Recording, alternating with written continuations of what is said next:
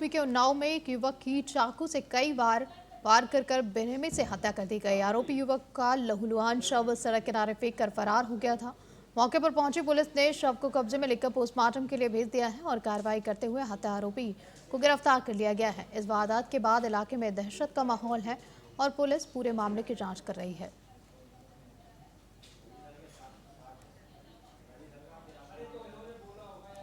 सीतापुर के मिश्रिक नैमिषारण्य नगर पालिका के नवनियुक्त अध्यक्ष सीमा भार्गव ने गुरुवार को पद और गोपनीयता की शपथ ली, जिसे उपजिला अधिकारी शैलेंद्र कुमार मिश्रा ने दिलाया।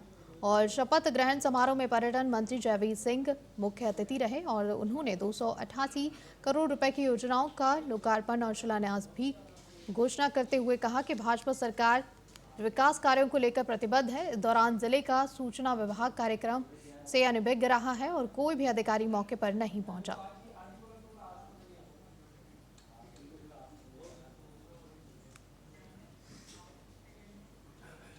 यूपी के गोंडा में राष्ट्रीय खेल दिवस के मौके पर खेल स्पर्धा कार्यक्रम का आयोजन किया गया, जिसका उद्घाटन केंद्रीय मंत्री कीर्तिवर्धन सिंह ने किया है और खिलाड़ियों को स्पोर्ट्स किट वितरित की गई। कार्यक्रम को संबोधित करते हुए कीर्तिवर्धन सिंह ने टैरिफ को लेकर अमेरिकी राष्ट्रपति ट्रंप पर निशाना साधा है। कहा कि टैरिफ के छोटे मोटे तूफान भारतीय अर्थव्यवस्था को प्रभावित नहीं करेंगे। उन्होंने कहा कि भारत साउथ ग्लोबल के देशों का लीडर है और मिलकर अर्थव्यवस्था को मजबूत बनाएंगे।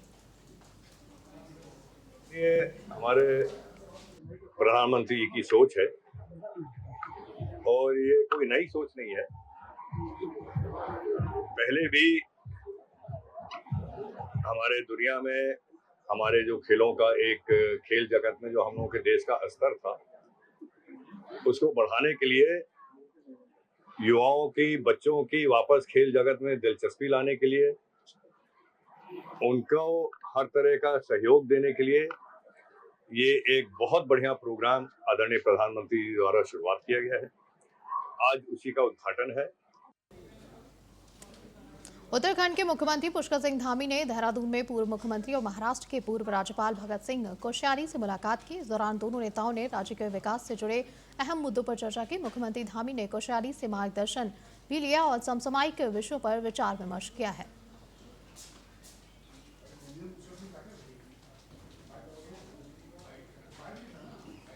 उत्तराखंड के रुद्रप्रयाग में भारी बारिश और आपदा के बाद जिला प्रशासन लगातार राहत और बचाव कार्यों में जुटा हुआ है। जिलाधिकारी की निगरानी में सभी विभाग मिलकर काम कर रहे हैं। NHPWD और PMGCSY की टीमें रास्ते खोलने में लगी हुई हैं। साथ ही वैकल्पिक मार्ग चिन्हित किए गए हैं, जिनके माध्यम से राहत दलों को तुरंत प्रभावित गाँव में भेजा जा रहा है।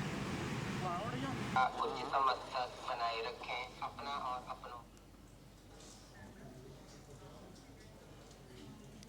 देहरादून में STF ने बीजेपी पार्षद मनीष बोलर को हिरासत में ले लिया, जो प्रवीण वाल्मीकि गैंग का सक्रिय सदस्य था। आपको बता दें कि गैंग का सरगना प्रवीण वाल्मीकि इस समय सितारगंज जेल में बंद है। हाल ही में इस गैंग ने कई इन्फ्लुएंसर्स और लोगों से रंगदारी मांगी थी, जिसके आधार पर मनीष बोलर की गिरफ्तारी हुई।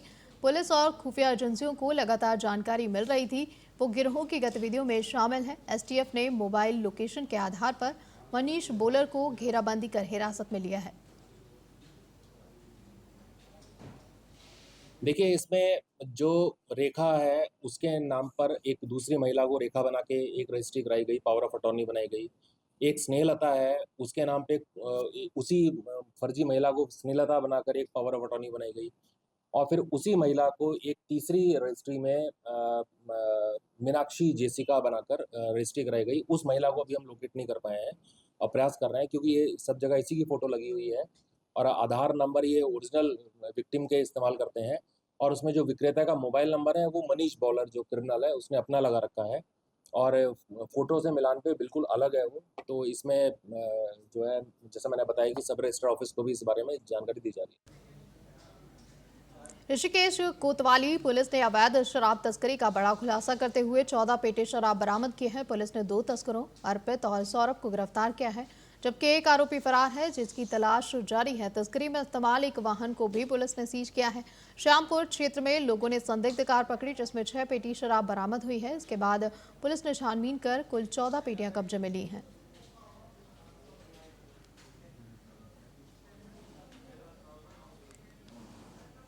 उत्तराखंड के देहरादून में एक लोडर गाड़ी में पशुओं की हड्डियां मिलने से हड़कंप मच गया। गुस्साए हिंदू संगठनों ने मौके पर पहुंचकर जमकर हंगामा करते हुए गाड़ी में तोड़फोड़ कर आग लगा दी और चालक सहित 3 लोगों को पकड़कर पीट दिया है। मौके पर पहुंची पुलिस मामले को शांत कराया है, जिसके बाद दोनों पक्षों के लोगों ने थाने में शिकायत की। मामले में एसपी ने निष्पक्ष जांच कर कार्रवाई का भरोसा दिया है।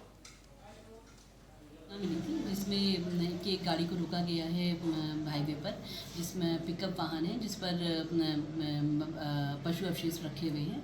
उस सूचना पर पुलिस मौके पर जाती है और गाड़ी को यहाँ लेकर आई है, जिसमें दोनों ही पक्ष जो गाड़ी के ड्राइवर और साथ में 2 लड़के थे वो भी यहाँ पर लाए गए हैं। उनसे पूछताछ की गई है। तो जैसा कि अभी प्रथम दृष्टया पाया गया कि जिला पंचायत की तरफ से वो गाड़ी थी जिसमें उनके पास ऑर्डर है सभी अवशेषों को ले जाकर डिस्पोज ऑफ करने का। तो इस हेतु वो गाड़ी लेकर डिस्पोज ऑफ करने के लिए ले जा रहे थे। तो उसी में 2 पक्षों के बीच में आपस में कहासुनी हुई है और यहाँ पर आए हैं। तो अभी दोनों पक्षों से तहरीर ली जाए। नैनीताल में देर रात मूसलाधार बारिश हो जाने के कारण घना कोहरा छा गया, जिससे काठगोदाम, रानीबाग, भीमताल जैसे मुख्य मार्ग मलबा आने से बाधित हो गए हैं। आपको बता दें कि प्रशासन ने सभी स्कूलों और आंगनबाड़ी केंद्रों को बंद करने के निर्देश जारी कर दिए हैं। वहीं ठंड बढ़कर जाने से कारण स्थानीय लोगों के अलावा पर्यटक भी अब गर्म कपड़ों का सहारा ले रहे हैं। उत्तराखंड में मानसून का कहर जारी है। देहरादून में भारी बारिश से 1 दर्जन से ज्यादा सड़कों को नुकसान पहुंचा है। सड़कों पर गड्ढे और लैंडस्लाइड से जनजीवन प्रभावित हुआ है। मेयर सौरभ थपलियाल ने बताया कि इस बार 74 साल का रिकॉर्ड टूटा है। नगर निगम की टीमें लगातार राहत कार्य में लगी हुई हैं। साथ ही नगर निगम की जमीनों पर अवैध कब्जे के मामले भी बढ़े हैं। मेयर ने कहा कि सभी कब्जे हटाए जाएंगे और जरूरत पड़ी तो कोर्ट का सहारा लिया जाएगा। देखिए, पिछले 74 सालों का रिकॉर्ड टूटा है बरसात का, और लगातार कई जगह पुश्ते गिरे हैं, कई मकान गिरे हैं, कई मकान जो है वो पानी से भर गए, कई मकानों में पानी भर चुका है। निश्चित तौर पे हम उसका सब जगह हमारी टीमें जा रही हैं। निरंतर नागरिकों के साथ हम लोग बने हुए हैं। हमारी जेसीबी मशीनें लगातार उनके जो है जहाँ पे भी इस प्रकार के क्षेत्र हैं वहाँ पे जा रही हैं। वहाँ पे जिस भी प्रकार की सहायता हो सकती है वो कर रहे हैं।